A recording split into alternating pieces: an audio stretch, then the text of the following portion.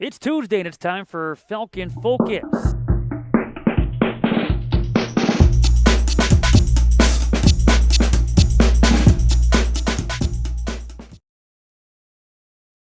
Welcome to Falcon Focus. This is episode number 3 of season number 3. My name is Matt Menzel. On this week's edition, in segment number 2, we talk men's soccer as they prepare for a tough home matchup coming up against tied for first St. Norbert. That's a Wednesday 4 o'clock kickoff at Fitting Field. And we'll talk with defender Jacob Stemper. But first we talk women's golf as the golf team prepares for the NAC Championship that takes place Friday through Sunday from Rockford, Illinois. Gabby Flacco, kind enough to join us, one of the seniors on the women's golf team, although we'll get into that a little bit as well because she's across the board when it comes to eligibility, when it comes to just her education. But, Gabby, thanks for joining us as you prepare for the NAC Championships here this upcoming weekend. How excited are you? And we'll get into why I posed the question the way I do, but how excited are you to be back on the links here this fall? Oh, my gosh, so excited. Unreal. It's great to be back. New team from what I left, but great team. So excited to see what we can do at conference this year. You had a lot going on, but you opted out of playing and being on campus last school year. I guess, if you don't mind, just kind of go into the decision process there and what all took place in the last year before now arriving back here on campus. Yeah, absolutely. So spring 2020, we got sent home because of COVID. I had some lingering shoulder issues after that fall season. So I saw a lot of doctors while I was at home and ended up having to have shoulder surgery. So, staying home that extra year gave me the time to recover and come back strong. And here we are playing in conference.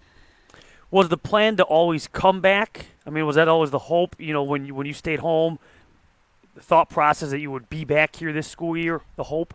Yeah, absolutely. Absolutely. I really missed being on campus, playing with my teammates, playing golf just in general. It was a big adjustment, but yeah, I'm super excited and happy to be back. So what was the recovery process? You talked about the shoulder surgery. How long did that take? When were you able to start swinging again? Yeah, so I had shoulder surgery. I was in a sling for 2 weeks, so I couldn't do anything for 2 weeks.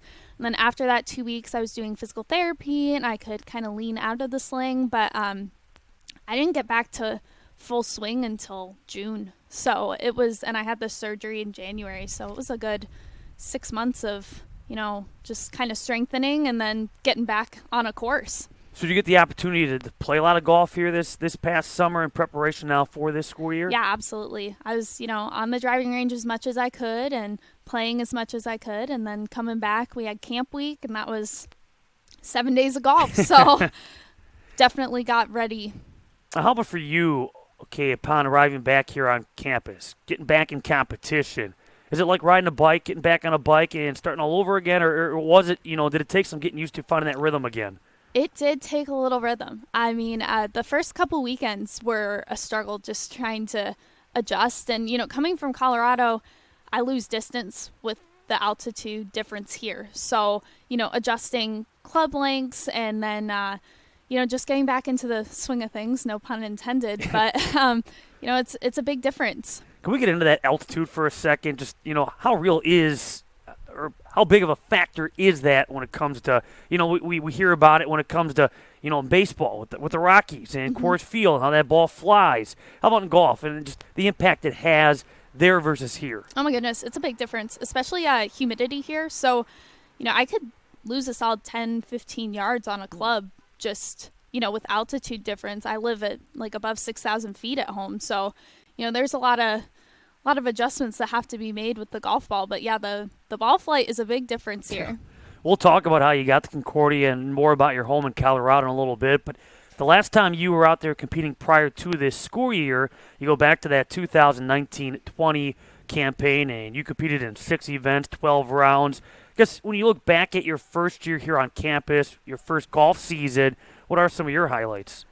Man, that's tough. It was, the fall semester was a big adjustment. I was far away from home, getting into being a college student, and then that conference championship, I got freshman of the year, and that was huge, unbelievable, unexpected, big thing. So, coming into this season, I have, high expectations for myself to be a competitive player and hopefully make all conference. But, especially with this being the last conference season, it's crazy. Like, it just came up so fast. When you talk about that NAC championship from a couple of years ago, and you shot a season low, also tied the team low 89 in the opening round of that event. Eventually finished tied 4-11, just missed out on all NAC, but as you mentioned, named the co-NAC Freshman of the Year. What do you remember about that tournament, and can you, I guess, learn from that experience? It's obviously a different course this time around, Yes. but can you learn from that experience in helping prepare for what maybe to anticipate these next 3 days? Yeah, I remember a lot of it being different simply because of the weather. So we couldn't play any of the sand traps. They were just filled with water. It rains the entire time. But I think a lot of it has to do with, what shot can you take? What shot do you have? Playing smart golf. And that's what I've been telling my team going into this weekend. Like, it's a new course. It's a different course. Even with the preview, there's a ton of water on it. So that's going to be a big factor. But, hitting smart shots, playing smart golf, and just, having fun. That's the biggest thing. When you bring up weather, is there a certain, temperature, conditions you say, this is the ideal for me? This is where, perfect day is what? Oh, man. Sunny, 72. No wind. Maybe like a light breeze. That's the ideal day. I feel like it's been a little windy the last couple of weekends. Yes. Now, when you mention being the co-NAC Freshman of the Year, obviously it's probably nothing that enters your mind until obviously you were awarded that honor. What did that mean to you when all of a sudden, hey, you're the co-NAC Freshman of the Year? On top of the fact you're juggling, you're a new college student, you're on a new team, you're in a new environment. It was crazy. I didn't even know it was a thing. I'm not going to lie. I didn't even know that was an award that was given. So my coach came up to me after we finished the third round. He goes, Gabby, I think you're the lowest scoring freshman. I was like, okay, cool. Yeah. Like, that's great. But it means a lot. Like, it was something that I'll never forget. And, I hope that our freshmen this year get to experience something similar to that because it's a big honor. It's a great thing for our team and just something to, keep aspiring to. But definitely something I'll remember forever. And before we talk about the current season and start to look ahead to the NAC Championship this weekend, it will be in Rockford, Illinois, but hosted by St. Norbert College. Let's talk about your background a little bit, and you're from, sounds like a great place, Castle Pines, Colorado. Tell us a little bit about your hometown. Oh, my goodness. It's a great place. If you haven't been to Colorado, you should go. 300 days of sunshine. I mean, you can't ask for much more than that. Lots of golf courses, mountain views, close to skiing, but far enough away that you're not by the traffic. So it's stunning. I love it. Is there anything your hometown is known for, or if you had to say it's known for? I guess golf-wise, years ago, a golf club used to host the International. That's maybe 10 or 15 minutes away from my house. Small town, suburb of Denver. But, yeah, I'd say that's probably the biggest thing. You say 300 days of sun, other 65 days snow? Snow, maybe a little bit of rain. Well, we complain a lot about snow here in southeast Wisconsin. Some don't. Many do. How about back home? What is a typical winter like for you? It's funny. Colorado is funny. One day it could be sunny and 75, and the next day it could be 10 degrees and snowing. But winter doesn't really start until after Christmas. Our heavy snow comes in the spring. So March and April, you got to watch out. Like, don't plant your flowers. And then, last year we had a huge snowstorm in September, but we also had a huge snowstorm in May. So you really can't predict. It just kind of shows up when it wants to. I can't even imagine a snowstorm in September. Do you cheer for the pro teams in Denver? I mean, yes, Broncos, Avs. They have an indoor lacrosse. Like, we've got lots of pro sports down there. You didn't mention the Nuggets or the Rockies. No, not a fan? Nuggets, I'm more of a Mets fan. My family's originally from New York, so okay. Rockies aren't really my jam, but yeah, I'll cheer for them if they're going all the way. Do you follow pro golf? Yes. So were you all in the hype of the Ryder Cup this past week? I was there on Sunday nice. for the final round. Unreal experience. I'd love to go back. It was awesome watching how they play and, taking notes of what they did. Definitely saw some shots that I was like, man, I've hit one like that too. Like that makes you feel a little better. But, learning from how they recovered from shots too was big. You went to Rock Canyon High School, home of the Jaguars. Notice they have the similar colors of the Colorado Buffaloes. Yes. They got the Vegas, that gold and that black. Mm-hmm. What extracurricular activity were you involved in outside of, I assume, golf? Yes, so I was in golf. Man, anything and everything. I led a group that focused on preventing distracted driving and decisions like that, and we ended up winning an award for that my senior year. Involved in the biotechnology program that we had there, so doing biotech research, and yeah, I was a busy person, I guess. How do you get involved in golf? My grandpa played. He taught me how to play when I was about 10 years old, and since then I've just kept going, and I got to high school and I said, oh, maybe I should play a high school sport, and never did I imagine being a collegiate golfer, but here I am at Concordia. Well, let's get into that. How did that become reality?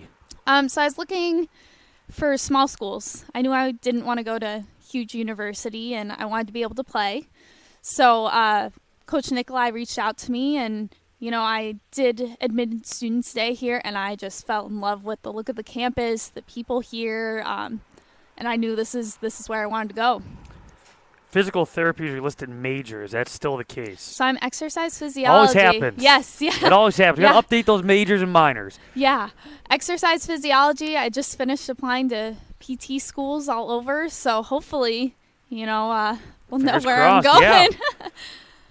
Currently, though, as far as golf goes, we mentioned, okay, you're the freshman of the year a couple of years ago. I guess still technically you're either a freshman or sophomore. That's it's a tangled web we weave. But you're on this 2021-22 golf team. That much we know. How's the team been looking thus far here in the fall? So good. Really good. Last weekend we had 3 Falcons record personal bests in a collegiate round.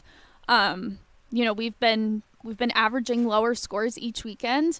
After the preview, we all sat down. We talked about, okay, what did we like? What didn't we like? What kind of adjustments can we make to make sure we're, playing smart, good golf? And I think we're going to have a good conference.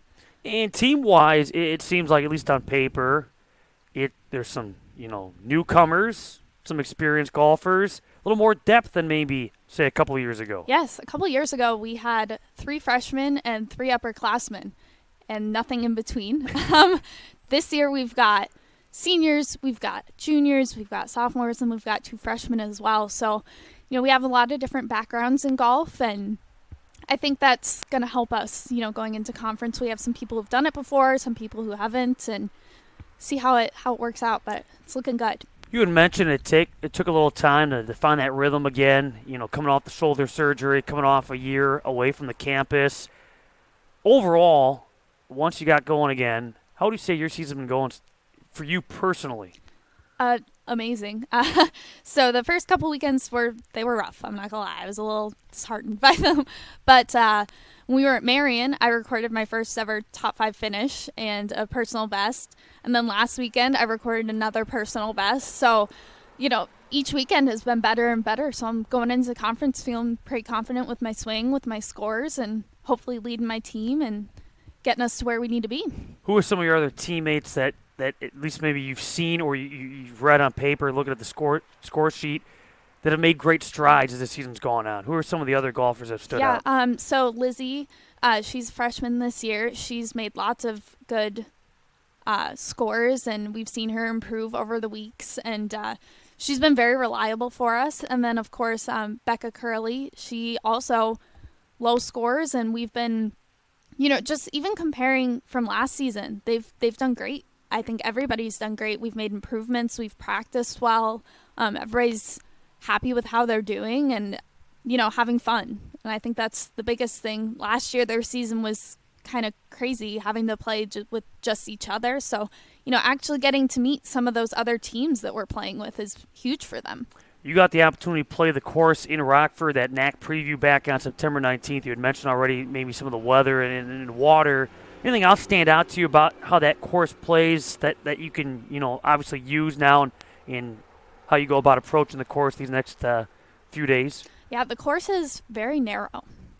So definitely not the Meadowbrook I'm used to, or that even my teammates that played last year are used to. But just kind of, looking at where that water is, what clubs, are going where. Sometimes you want to pull out the driver, but it's just not the move. So keeping an eye on that and focusing on what shots we can make and where. Finally, let's preview the NAC championship this upcoming weekend. And Lakeland won the title during the 2020-21 school year. Before that, it was Aurora back-to-back seasons. Falcons on the women's side last won a NAC championship during that 2017-18 school year.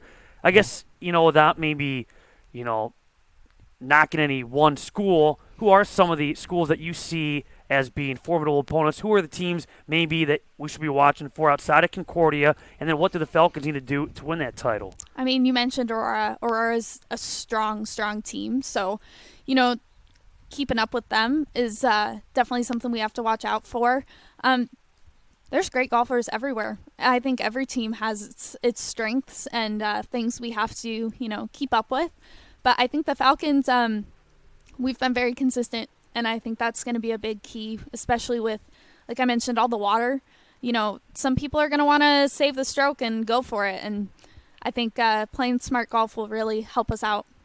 And fingers crossed, as of right now, knock on wood, there's a small chance for precipitation on Saturday and Sunday. So we'll hope that goes by the wayside. Gabby, thanks a lot for your time here. And best of luck this weekend. Thank all you. The best with everything. And when we come back here on Falcon Focus, we turn our attention to men's soccer, a big matchup against St. Norbert coming up on Wednesday, and we talk with defender Jacob Stemper right after this.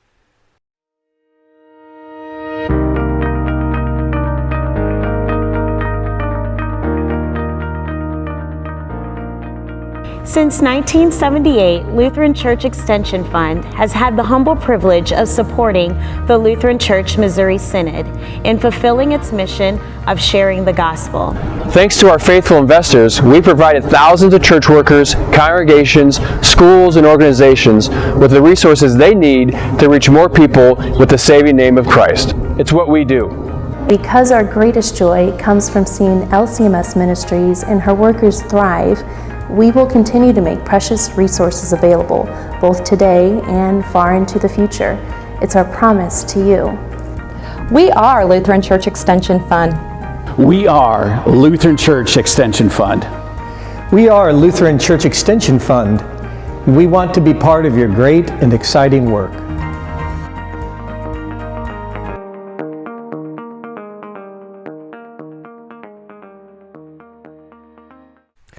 Welcome back to this week's edition of Falcon Focus. We turn our attention to men's soccer. They have a big matchup coming up to wrap up their two-match homestand on Wednesday from Fitting Field. 4 o'clock, they will kick it off. Hope to see you out there as the Falcons take on a team currently tied for first. The newbies to the NAC, that being St. Norbert College. They're off to a 4-0 start in league play, being joined by men's soccer defender Jacob Stemper. And right now, the Falcons sit 5 victories, 3 defeats. Also a nice 3-1 start in league play, a perfect 2-0 at Fitting Field. I guess when you look at the first 8 matchups, how do you feel the team's playing right now? Well, from the beginning, we started off a little slow, a little sluggish. We started off 2-2, I think. So since then, we've been doing a lot better, playing a lot better soccer too. So looking forward to the rest of the season. Of course, as a defender, you're going to be pleased with the back-to-back shutout performances, I would venture to guess. A nice shutout of Wisconsin Lutheran last week, a shutout at Illinois Tech on Saturday. And I think the thing that jumped out to me about both of those shutout victories is the fact that you guys limited the quality of chances. Each team only had 2 shots on goal. When you look back at those performances, what was key to again, just essentially shutting those 2 programs out? Well, we had a good game plan from our coach. They both play different styles, so we listened to our coach's game plan. They did a great job scouting. We listened to them. We worked as a team, worked together. It's a huge team thing to keep a clean sheet. It can't just be one person to do that, so glad that we all bought in. Here, I'm going to pick up an assist. Gabby messed up your microphone. Oh. There. Now we can hear you louder. She bent. I don't know what she was doing with that golfer. Anyways, a lot of yellow cards in those 2 matches as well. Some physical matchup yellow cards flying. in your opinion, and you've been around soccer all your life, but how physical were those matches against the Warriors and Illinois Tech? Well, were they physical? Yes. Conference games are always a little bit tougher because, more on the line. So there's a little bit more, trash talk or whatever. So, it gets a little feisty, I'm going to say. So, as a defender, do you love that physicality? So, I try not to get involved because I'm like the captain of the team, so I don't want to be the one setting a bad example. But if I need to put in a hard tackle, I'll be the first to do it, I'm not scared of anything, really. Now, I enjoyed you were interviewed after that matchup against Wisconsin Lutheran by the Director of Athletic Communications, Jeremy Crawford. He had you on the field at Wisconsin Lutheran, and I know you were pumped up. You were fired up after that one against Wisconsin Lutheran, a revenge game for the Falcons from the way the season ended last year. Yeah. How fired up do you get for those type of matches, whether it be a revenge game against the Wisconsin Lutheran, the matchups against Dominican, some of the more meaningful matchups against MSOE? I'm guessing it's easy to get up for those matches. Absolutely. Every conference game, there's history because, I'm a senior now. I've been playing against these teams for a while, so history, carries over, and you want to beat everyone now because you're like, you know what? I don't like many of these guys on the other team because, they've been bugging me in the past, so it's easy to get up and get motivated for those big conference games. You're right. You guys probably had that Wisconsin Lutheran matchup circled since last April. You know what? We say that, but we honestly don't think that they're on the same level as we are. So we tried to calm them down, which I'm glad very, very happy we put them back to where they were. Well, and again, you look at the way you guys play, and you look at the tradition that is Falcon men's soccer, and you guys are among the who's who. I mean, you're right there with the likes of Dominican. MSOE's been in that conversation lately. When you look at, the standard, how you guys have gotten to that level in your time here, what do you attribute that to? How have you guys been able to maintain the success that this program has had? So since my freshman year, again, Coach Tom was my first coach. So he installs a very possession, pretty soccer type of way, and since John took over, it's been the exact same thing. So that style has led to us creating a lot more clear-cut chances and not as many ugly goals as we concede. We concede a bunch of ugly goals.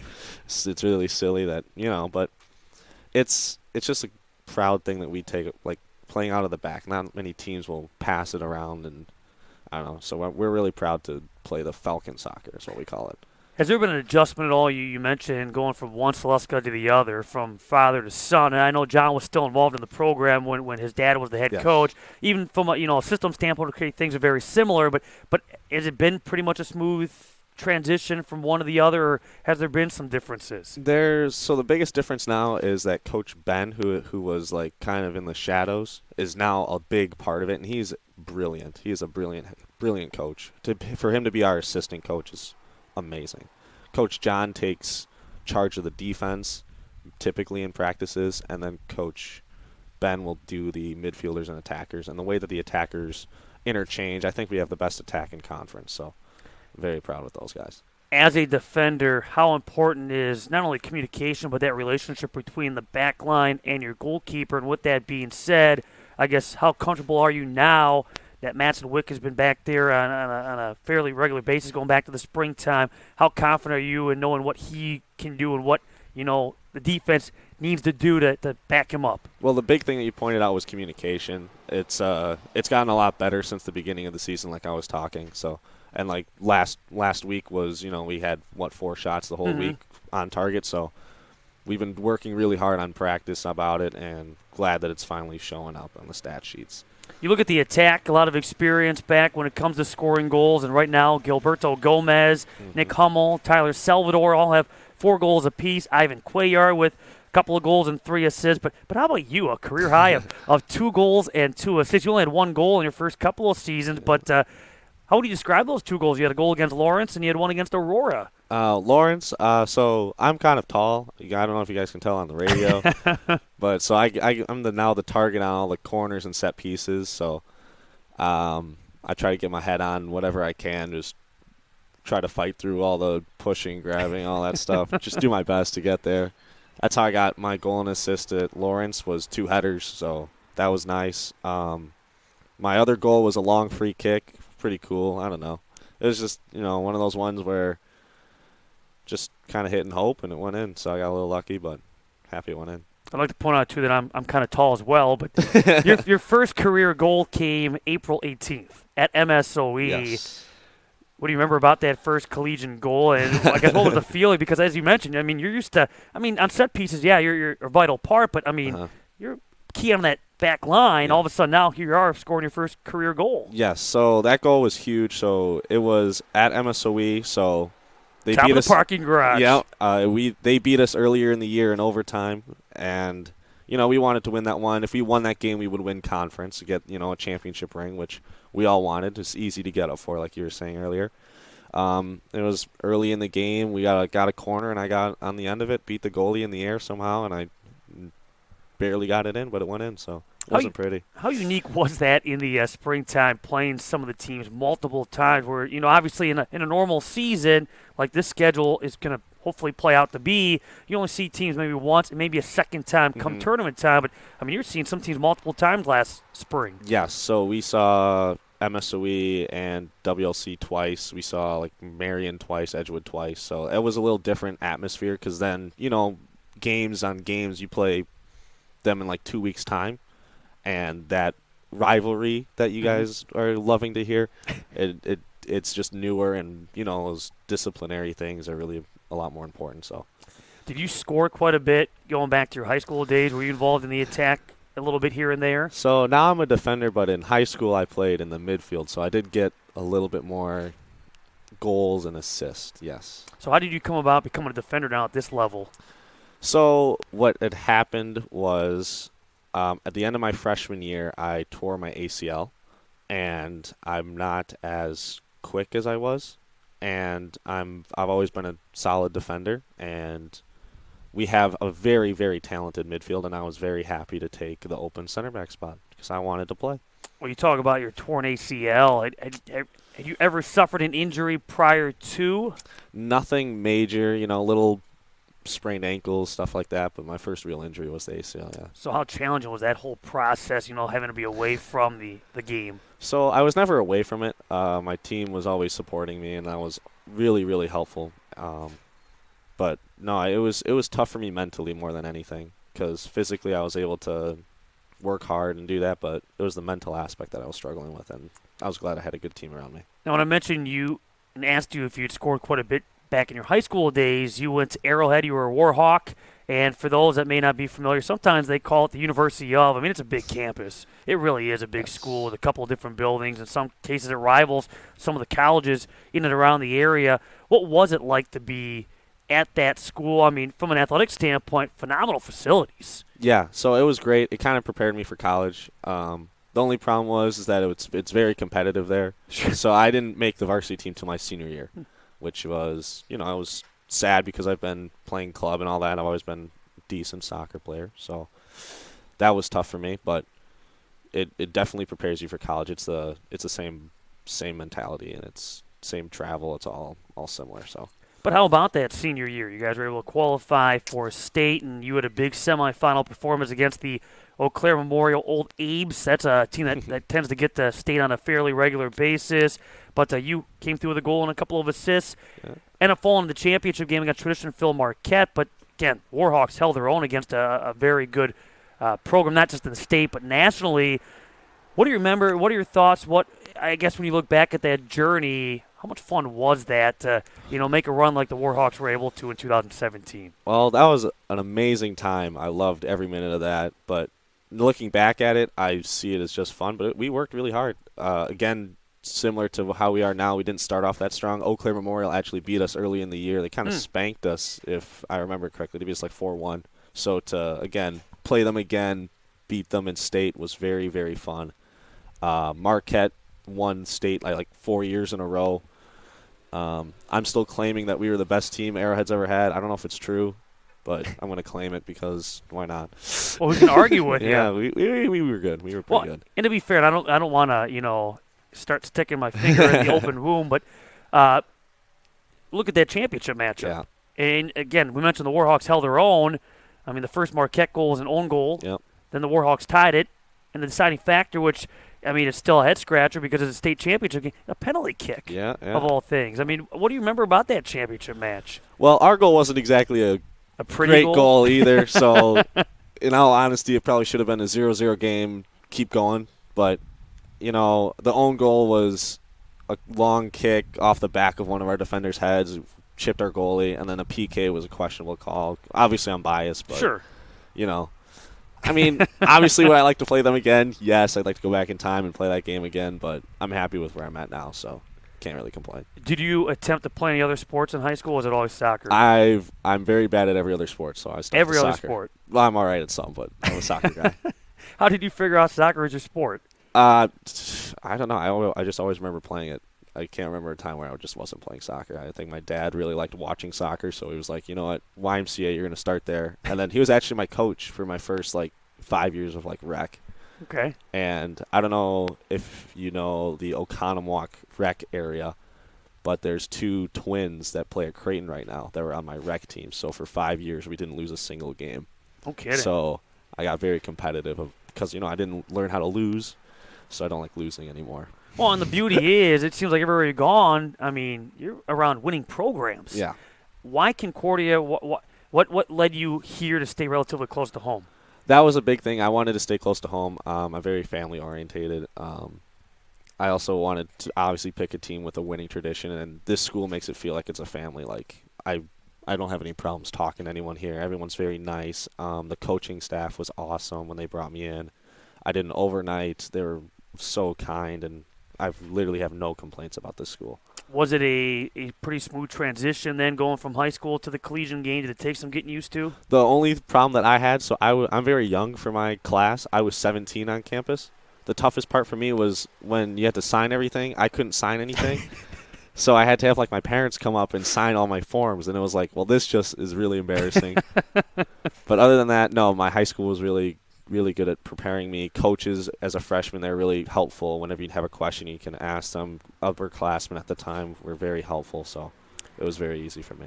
You go back to your freshman year, and you were number 2 on the roster. Jersey number 2. You're now number 23, which tends to be a coveted number for a variety of reasons in every sport. I mean, MJ helped with that, but any significance to your number switch? Well, actually, believe it or not, my favorite number is 77. That was my club number growing up. 77? Yeah, that was my club number growing up.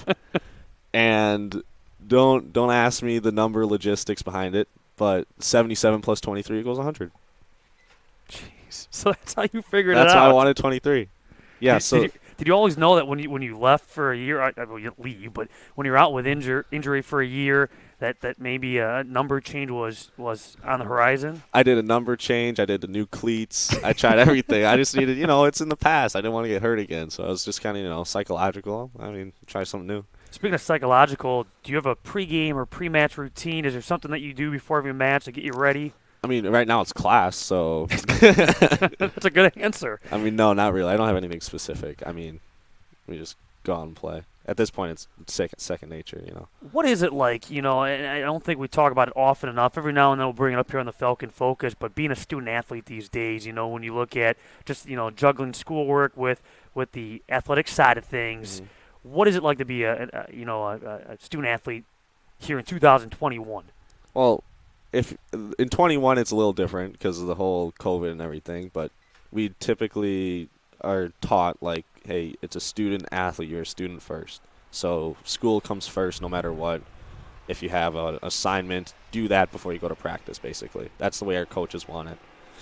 Now, school got a lot different because of COVID and sure. locked a lot of doors, basically, kind of closed things down, but it's just kind of adapting. And as a student athlete, it kind of helps you become light on your feet, I guess. I don't know. This makes sense to me. Well, you've been an honor roll student in your past, going back to your high school days. What's been key to you? How have you been able to juggle all with a great deal of success? Just working hard. I mean, if you do all of your schoolwork and you try your best, school's pretty easy. So you just work hard and try your best, and that's all you can ask for. Looking back on the field, big matchup as mentioned coming up on Wednesday at 4 o'clock kickoff. St. Norbert, again, new to the conference from the Midwest Conference, and currently tied first with Dominican. They're off to a 5-4-1 start, 4-0 in league play. They lost their non-conference matchup against Whitewater on Sunday, 2-1. What do you expect tomorrow from the Green Knights? What can fans expect, and what should be another very physical matchup? Like you said, it's going to be very physical. Their last conference game, they played CUC, and all their goals were from set pieces. So they're going to be big, strong in the air. They like to play out of the back like we do, so expect a long, hard game from us. We're going to work our tails off, so it'll be a fun one to watch. Can't wait. Jacob, Yeah. thanks a lot for your time. Appreciate it here. Of course, thank you. Want to see you out at Fitting Field, 4 o'clock Wednesday, St. Norbert and Concordia, Wisconsin, to wrap up a 2-match homestand for the Falcon men's soccer squad. That will do it for this week's edition of Falcon Focus. Again, join us next Tuesday. We'll be joined by a couple of more guests and talk more Falcon athletics right here on CUWFalcons.com.